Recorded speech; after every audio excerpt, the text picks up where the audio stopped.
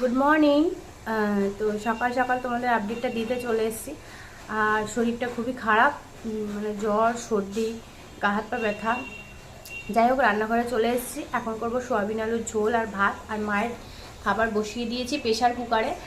আর আজকে সোয়াবিন আলুর ভাত করব। আর কার্তিক আসার সময় না, একটা দোকানে এরকম বড় বড় পেঁয়াজি পাওয়া যায়। ভেবেছিলাম পটল ভাজবো, কিন্তু ভাজবো না, শরীরটা ঠিক ভালো লাগছে না, ওই ঝোল ভাতই করবো।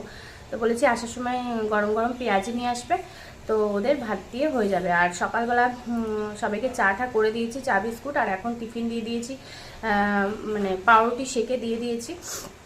তো ওরা খাচ্ছে। আর চলো তোমাদের একটু অর্কসোনাকে দেখিয়ে আমি আপডেট আবার তোমাদের হয়তো দুপুর বা বিকেলের দিকে দিতে পারি। মায়ের আজকে রক্ত পরীক্ষা হবে, তো রক্ত পরীক্ষায় কী রিপোর্ট আসবে তোমাদের দিয়ে দেবো। এই যে তোমাদের অর্কসোনা, এ হাসি দিয়েছে একটা বড় সড়ো।